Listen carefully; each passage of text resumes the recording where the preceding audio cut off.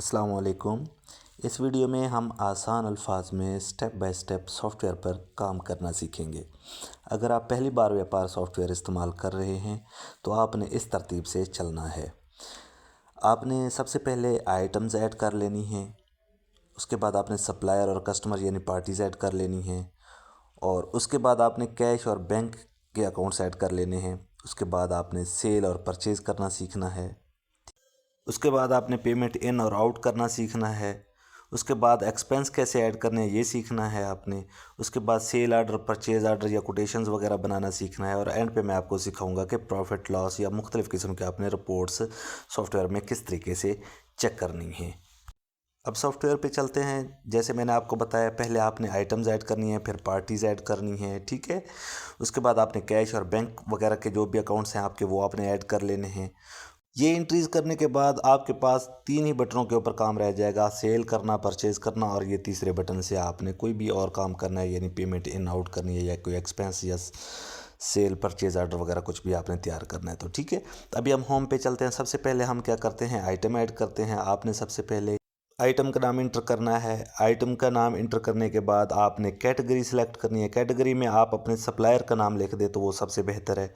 वैसे आप कोई भी आप कैटेगरी सेलेक्ट कर सकते हैं। इसमें ये फ़ायदा होता है कि आप बाद में इसकी रिपोर्ट्स कैटेगरी वाइज निकाल सकते हैं।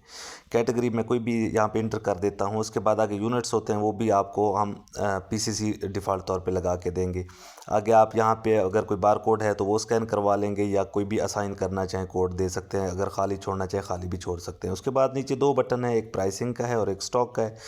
प्राइसिंग वाले में आप परचेज प्राइस और सेल प्राइस लिखते हैं, जैसे मैं यहाँ पे इंटर कर रहा हूँ। उसके बाद आप स्टॉक के टैब में आपने स्टॉक इंटर करना है जो मौजूदा आपके पास पड़ा होगा। आगे ऐड प्राइस में आपने उसकी परचेज प्राइस लिख देनी है कि ये वाला स्टॉक मैंने इस रेट पे परचेज़ किया हुआ है। नीचे आप मिनिमम स्टॉक पे कोई अलर्ट लगाना चाहते हैं वो लगा सकते हैं। और आगे लोकेशन में आप रैक नंबर या कुछ भी आप लोकेशन लिखना चाहें वो आप स्टॉक की लिखने के बाद आप सेव कर देंगे। सेव एंड न्यू करेंगे तो ये वाली आइटम सेव हो जाएगी और न्यू आइटम का खाना खुल जाएगा, और सिंपली सेव करेंगे तो सेव हो जाएगी।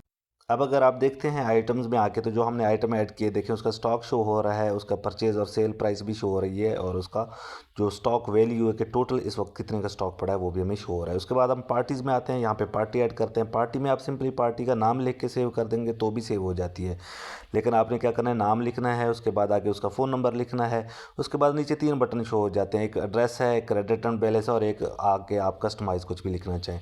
एड्रेस में आप उस कस्टमर का एड्रेस लिखते हैं। उसके बाद क्रेडिट एंड बैलेंस, ये बहुत अहम बटन है। इसमें आप उसका जो भी मौजूदा बैलेंस चल रहा है वो आप लिखेंगे। जैसे लिखेंगे नीचे दो बटन आ जाएंगे कि ये पैसे हमने उससे लेने हैं या उसके देने हैं। रिसीव का मतलब है हमने उससे पैसे ये लेने हैं, और टू पे का मतलब है उसके देने हैं। और नीचे आप उसको क्रेडिट लिमिट लगा सकते हैं कि इतना हम इसको मैक्सिमम उधार दे सकते हैं, ठीक है।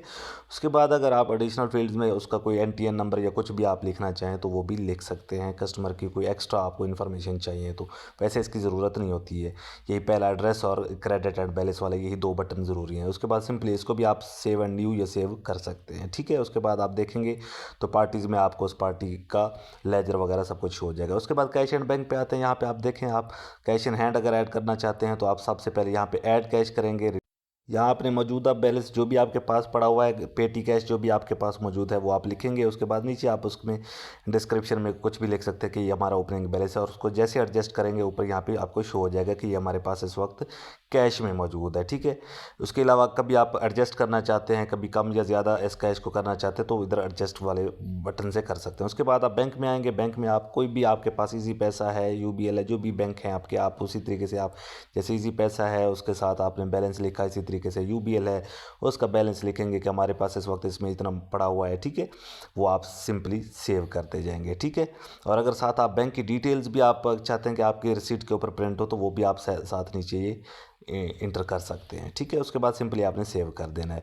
तो यहाँ पे हमारे बैंक भी ऐड हो चुके हैं, कैश भी हमारा ऐड हो चुका है। उसके बाद हम होम पे आके देखते हैं तो ये देखें हमें स्टॉक वैल्यू भी शो हो रही है, हमें कैश इन हैंड भी शो हो रहा है, और हमारे पास बैंकों में जितना पैसा पड़ा है वो भी हमें शो हो रहा है, ठीक। अब हम आइटम को सेल करेंगे। सेल करने के लिए सबसे पहले हम यहाँ पे कैश या क्रेडिट जो भी है हम वो सिलेक्ट करेंगे कि हम अगर कैश पे चीज़ दे रहे हैं तो कैश करेंगे, फिर उसमें हमें पार्टी की ऑप्शनल होता है कि पार्टी का नाम लिखें या ना लिखें। जबकि क्रेडिट पे करते हैं तो फिर हमें पार्टी लाजमी बतानी होती है कि हम किस पार्टी के साथ ये ट्रांजैक्शन कर रहे हैं। ठीक है, पार्टी का नाम लिखने के बाद आगे हम नीचे दूसरे नंबर पे हम बताते हैं कि हम आइटम कौन सी सेल कर रहे हैं, आइटम का नाम बताएंगे, आगे उसकी क्वांटिटी बताएंगे कि कितनी क्वांटिटी सेल कर रहे हैं, जहाँ पे हम क्वांटिटी लिख देते हैं। उसके बाद आगे यूनिट में हम यूनिट जो भी हमने सेलेक्ट किया होगा वही आएगा। उसके बाद आप यूनिट प्राइस में हम उसका रेट बताएंगे कि किस रेट पे हम ये चीज़ बेच रहे हैं। ठीक है, तो आगे आपका बिल में इसी तरीके से चीज़ इंटर होती जाएगी। आगे आप उसका डिस्काउंट देना चाहते हैं परसेंटेज में या रुपीज़ में, वो देंगे तो यहाँ पे नीचे टोटल हो जाएगा। अब रिसीव्ड में आप बताएंगे कि आपने कितने पैसे रिसीव किए हैं। ठीक है, अगर आप मुख्तलिफ मोड में ले रहे हैं पैसे, यानी कैश में भी ले रहे हैं और कुछ बैंक में, तो आप इसी तरीके से ऐड पेमेंट टाइप पे आके आप मुख्तलिफ पेमेंट टाइप्स बता सकते हैं कि कैश में हमने कितना पैसा लिया, इजी पैसा में कितना लिया और यूबीएल वगैरह में कितना लिया है। ठीक है, जैसे आप बताते जाएंगे उधर से आपका पैसा जितना भी इस बिल का है वो रिड्यूस होता जाएगा। ठीक है, अभी मैं यहाँ पे आपके सामने कैश पे ही करता हूँ, तो मैं इनको यहाँ से ये देखें आपको दिखा रहा हूँ। मैं यहाँ से अभी इसको मैं डिलीट कर रहा हूँ। ठीक है, और यहाँ से मैं डायरेक्ट इसको कैश पे ही रिसीव करता हूँ। ठीक है, क्रेडिट लिमिट भी मुझे नीचे शो हो रही है। जैसे मैं सेव करूँगा ये मेरा बिल बन चुका है। यहाँ पे मुख्तलिफ डिज़ाइन पड़े हुए हैं, जो भी आपको डिज़ाइन अच्छा लगता है वहाँ से आप उस डिज़ाइन को प्रिंट कर सकते हैं। सेम लाइक सेल की तरह आप परचेज़ करेंगे। परचेज़ में भी इसी तरीके से आपने पार्टी बतानी होती है कि किस पार्टी से माल ले रहे हैं, आइटम बतानी होती है कौन कौन सी आइटम ले रहे हैं, किस रेट पे ले रहे हैं, कितनी आइटम ले रहे हैं, ये बताने होते हैं। इसी तरीके से आपने बताना होता है कि आपने पार्टी को पैसे कितने पे किए हैं, तो इसी तरीके से आपका परचेज़ का बिल बनता है। इसी तरीके से आप तीसरे बटन पर आते हैं, तो यहाँ से आप पेमेंट इन या आउट या किसी किस्म के और ऑपरेशन कर सकते हैं। जैसे मैं यहाँ से एक रिकवरी ले रहा हूँ अपने कस्टमर से, तो यहाँ पर मैं कस्टमर का नाम बता के उसकी पेमेंट बताता हूँ कि भाई मैं इतनी पेमेंट ले रहा हूँ। तो इस तरीके से ये देखें पेमेंट इन भी मैं कर सकता हूँ। इसी तरीके से पेमेंट आउट भी आप कर सकते हैं अगर किसी पार्टी को आपने पेमेंट देनी हो। सेम लाइक इट, बस सिर्फ आपने यहाँ पे बताना होता है कि आपने पे कितने किए हैं। ठीक है, पेमेंट इन और आउट में यही फ़र्क है।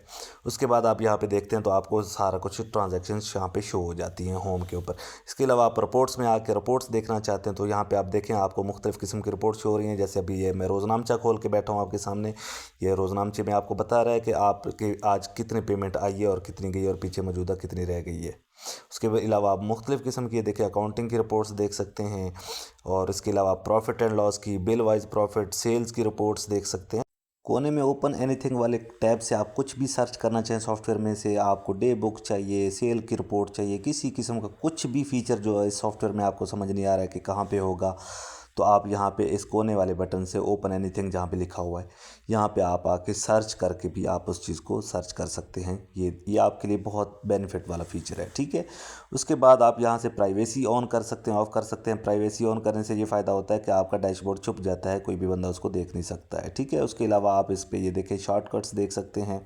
शॉर्टकट्स के बटन के ऊपर आप POS के शॉर्टकट्स भी देख सकते हैं कि सॉफ्टवेयर में कौन कौन से शॉर्टकट्स यूज़ हो रहे हैं। ठीक है, उसके अलावा आप अगर कोई मुख्तलिफ़ कंपनीज़ यूज़ कर रहे हैं तो आप कंपनीज़ भी यहाँ पे सर्च कर सकते हैं। ये आपके पास मुख्तलिफ़ किस्म के इसके फ़ीचर्स हैं। आप ये देखें, आप यहाँ पे आप सर्च करेंगे पार्टीज़ तो आपका किसी भी पार्टी का लेजर या किसी भी पार्टी की स्टेटमेंट देख सकते हैं। पेएबल रिसीवेबल अलग से देखना चाहें वो भी आप देख सकते हैं। किसी पार्टी को ऑटोमेटिक व्हाट्सएप मैसेज रिमाइंडर भेजना है वो भी भेज सकते हैं, या रिमाइंडर सेट करना है वो भी कर सकते हैं। आइटम्स देखना चाहें कौन सी आइटम कब कब परचेज हुई, कब कब सेल हुई, वो भी देख सकते हैं। इसके अलावा आपके पास ये कैश एंड बैंक के जो भी हमने खाते बनाए थे वो देखें, ये साथ साथ उनकी भी स्टेटमेंट्स तैयार हो रही होती हैं। ठीक है, उसके बाद ये मुख्तलिफ़ किस्म के इसमें फ़ीचर हैं। फाइनेंशियल ईयर क्लोज़ कर सकते हैं। रीसाइकिल बिन का ऑप्शन इस सॉफ्टवेयर में दिया गया है कि अगर आपसे गलती से कोई चीज़ डिलीट हो जाती है तो आप उसको दोबारा रिस्टोर भी कर सकते हैं। मज़ीद मालूमात या लाइव डेमो के लिए आप दिए गए नंबर पर रब्ता करके हमसे लाइव डेमो भी ले सकते हैं।